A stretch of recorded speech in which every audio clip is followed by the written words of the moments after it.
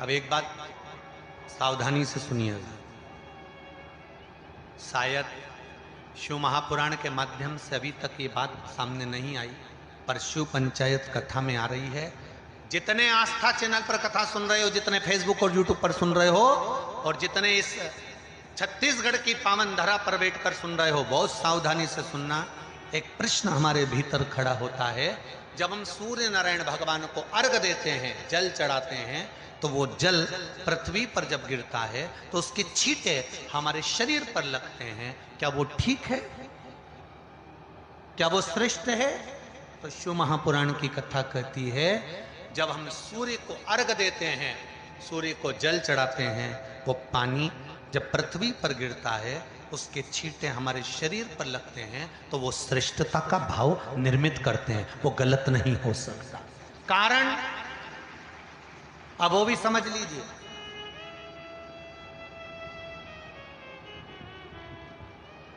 अब सूर्य नारायण भगवान को आप जल चढ़ा रहे हो, तो छींटे नहीं लगे, उसके लिए क्या स्टूल पे चढ़ के चढ़ाओगे कि कुर्सी पे चढ़ के चढ़ाओगे? अरे बोलो तो सही। अब कई लोगों के दिमाग में यह बात भरा गई कि हम भगवान को जल चढ़ाते हैं, वो हमारे शरीर में छींटे लगते हैं, जमीन पे से पानी गिरता है, वो हमारे शरीर को छींटे लगते हैं, भगवान को अच्छा नहीं लगता होगा। कौन ने कहा? पहले तो उसको पकड़ के लड़ो।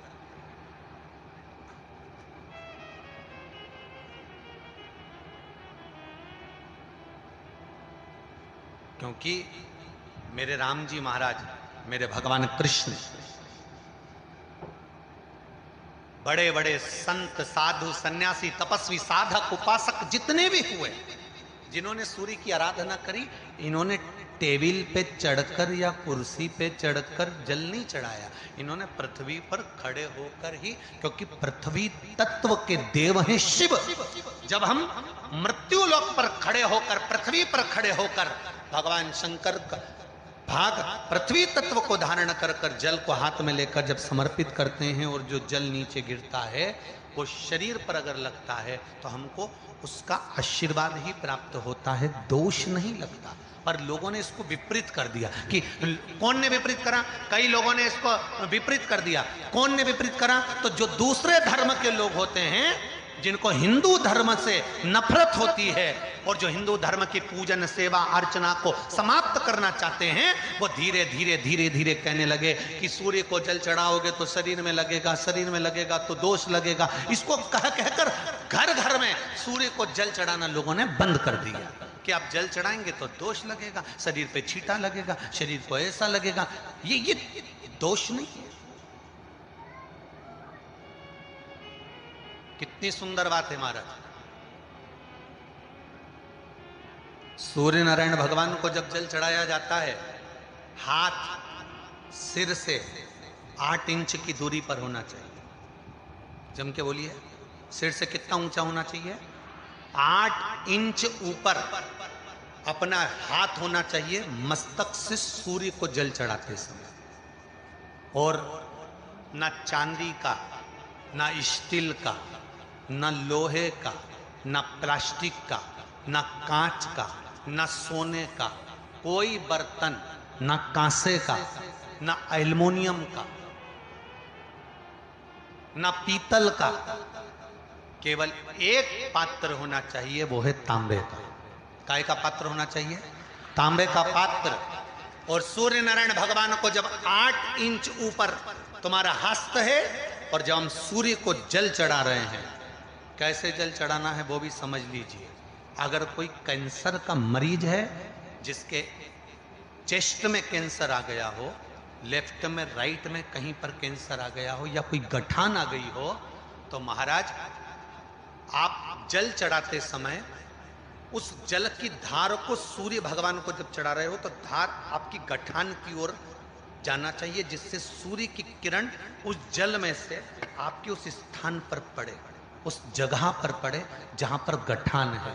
महाराज आप लगातार जल तो चढ़ाना चालू करो, अच्छे अच्छे डॉक्टर फेल हो जाएंगे और कह देंगे गठान ठीक हो गई।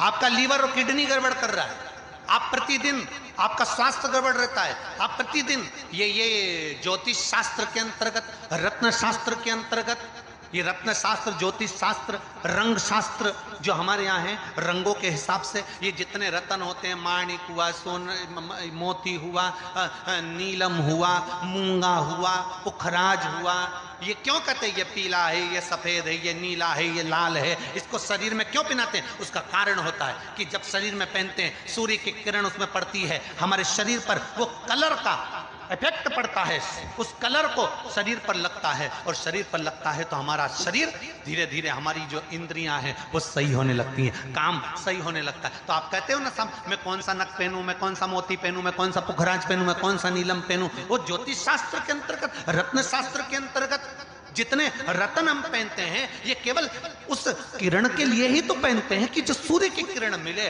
उस किरण का प्रभाव हमारे शरीर पर पड़े। तो इन सबसे अच्छा है कि सुबह शंकर भगवान का नाम लो, तांबा का लोटा में जल भरो, 8 इंच ऊपर सिर से हाथ होना चाहिए, और सूर्य नारायण भगवान का दर्शन साधारण नहीं, जो जल तुम चढ़ा रहे हो वो जल की जो धार आ रही है उसमें सूर्य का दर्शन होना चाहिए, तो कैंसर की बीमारी कभी नहीं हो सकती।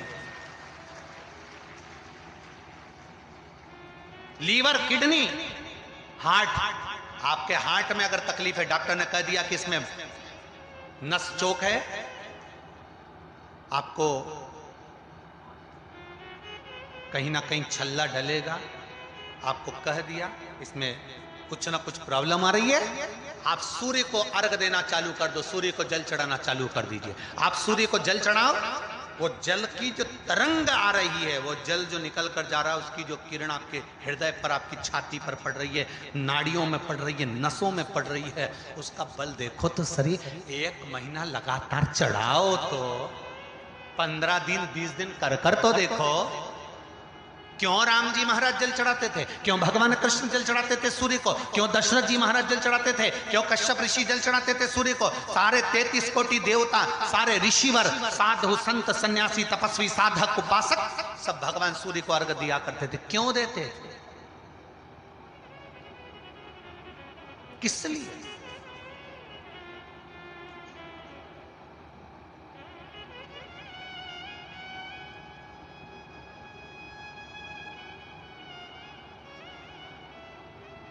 सूर्य नारायण भगवान को जल चढ़ाते समय आपके पंजों की एड़ी ऊंची नहीं होना चाहिए, ध्यान दीजिएगा।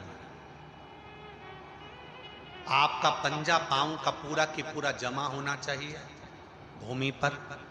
हाथ कितने इंच ऊपर? 8 इंच ऊपर होना चाहिए। जल जो गिरे, सूर्य की किरण, सूर्य का दर्शन उस जल की रोशनी में करना चाहिए। क्या होगा उससे?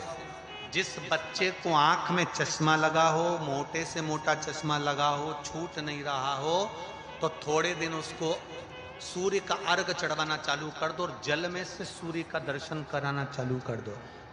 सूर्य का दर्शन जल में से 2 महीना 2.5 महीना बहुत है, आंख की रोशनी बढ़ जाएगी, चश्मा हट जाएगा। आप कर देखिए। अब एक प्रश्न और खड़ा होता सूर्य को अर्घ देने। गुरुजी, पंचदेव पंचायत में सूर्य नारायण भगवान शंकर की पंचायत में हैं।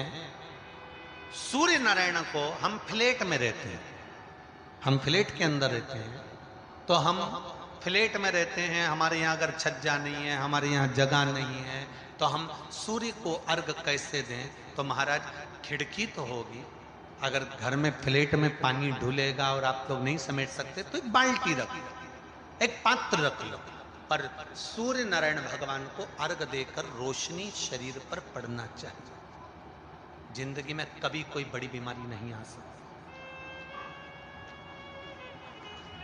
कितने लोग देते हैं सूर्य को अर्घ? जरा हाथ उठाओ। बहुत बढ़िया, बहुत जोरदार। पुरुष लोग भी देते हैं ना, चाहे बच्चे से बच्चा हो, बच्चों के हाथ में भी 1 लोटा पानी पकड़ाओ।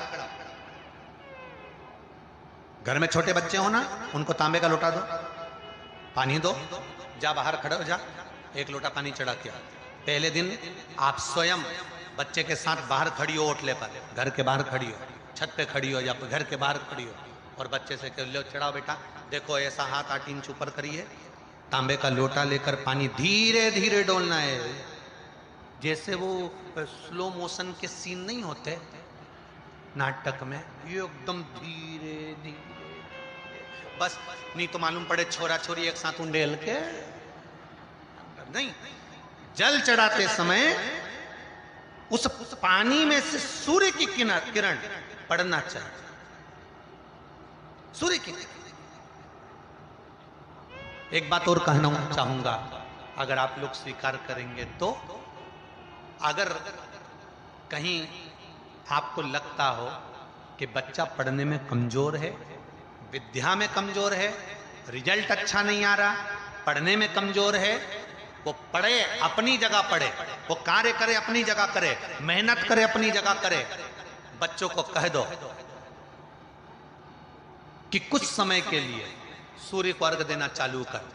सूर्य की किरण जहां पर ब्राह्मण या हिंदू धर्म का व्यक्ति मस्तक पर तिलक लगाता है, भुकुटियों के बीच में उस सूर्य की किरण इस भुकुटी के बीच पड़ना चाहिए, परंतु पानी कम से कम ना करते हुए स्लो मोशन में धीरे धीरे गिरना चाहिए, एकदम धीरे धीरे। तो यहां एक रेखा सूर्य की किरण से पड़ती है। चंद्रदेव का लड़का था